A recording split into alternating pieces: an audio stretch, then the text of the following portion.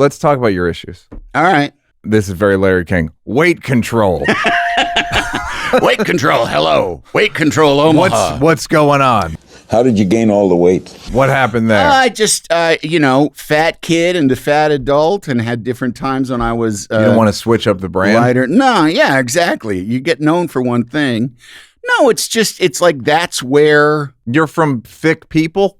Yeah. Oh, absolutely. Yeah. Yeah. I mean, not everybody, but most of them. Midwesterners. Yeah.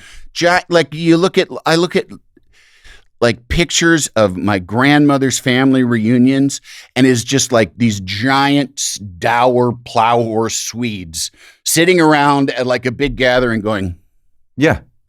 But just giant people. Yes. And my dad was pretty big. He wasn't heavy or anything, but it also is too, it's just like, that's where my shit goes. So what's your weight plan? Are you open to Ozempic? Is there a huge downside to your weight, or is it just something, kind of aggravating thing? There's not a huge downside to it in the sense that I'm healthy. I go to the doctor. I see a cardiologist once a year, and I get like good marks and stuff. But I do take I take a couple of medications for high blood pressure, in addition to the antidepressants, which you think would go down if you got your weight down. Yes, probably, very, very likely. And I do have sleep apnea, which there's a likelihood that if I lost weight, right, that would be alleviated, but not always. That yeah.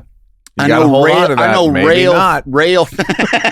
You get me. You understand. Yeah, you got to hold on to the possibility. Sure, I could lose weight and I wouldn't have to sleep with a machine. Waste your time getting off high blood pressure medications and still have sleep apnea. Imagine if I fucking did that and then I find out, I still snore like rip off. Goddamn mill. Could have been eating pie this whole time. I've always said that, like, after every salad that I eat for lunch, I think, like, if I die in a fucking car wreck, I'm going to be so pissed. Yeah. I mean, I could have had a cheeseburger, and here I am eating a fucking salad. Yeah. And then a car takes me out. Ugh. So anyway, the weight thing. Have you accepted it about yourself? No, not entirely. Is it an ongoing project? Not entirely. And I am never going to be somebody that's like going to be a crusader for fat people's rights. Mm-hmm. Because I do think I am being generally, in general terms, unhealthy by being probably at this point like 25 to 30 pounds overweight. Like if I lost 25 or 30 pounds, that would be a good weight for me at my age and whatever. You'd be Drew Carey. Go ahead. Could be. With the glasses? Yeah. Well, I guess I wouldn't. Yeah. I mean, if they got a game show. Look, can you imagine that life? Just hosting a game show that's on every day. I hear nothing but good things about Drew Carey's life. I just snippets from time to time. Yeah. I'm like, yeah, that sounds pretty great. Friends getting on a private plane to go watch a soccer game that he owns a piece of a team or something. Yeah. Okay. Yep. Yeah, fantastic. I'll take that. Okay. So, and does it feel like I've been thinking about, I do sugar day once a week where I just eat sugar all day. Yeah. Sunday. Just out of the bag. I mean, bag of Domino sugar. That would be too. I need to soup it up. Ice cream, right. Formats. I do a cake, a cookie, and by the end of the day, I'm pretty sick. Yeah, and I'm like, hey, what are you doing? Yeah, and there's something about the impulse. It's like Larry David. I mean, they did the Seinfeld episode about George thinks he's never going to get laid again. What is with all these books? I stopped having sex. And there's almost something in the human spirit of like, I need to eat now, in case I never get to eat again or something. Yeah. We haven't Yeah. I don't want to make you insecure about your Drew Carey glasses. No, I'm not. But they're fogging up, which is one of my fat guy triggers. Oh, you know, like when your glasses fog up. You initiated the fat guy sequence? Huh? Yeah. It was like, fatty's getting hot. Better take off those glasses. I just remember once Elton John doing SNL and doing a sketch, and just his glasses were fogged up the entire time, and my heart went out to him. Like Seth Meyers I know that. told me a story that he had to like talk to Elton John before either read through or the show. Yeah. And what he came to realize is that Elton John hadn't bombed in so long. And he was like a combination of terrified and pissed. Yeah. Because it's just like, I can't just sing Rocket Man. Right. If things are bombing, I can't just go into Daniel. Yeah. So you feel like, so I've been thinking about the impulse to overeat. Yes. And it's very subtle. I think there's also, well, it's definitely it's a drug. Like sugar, especially, you're getting a high.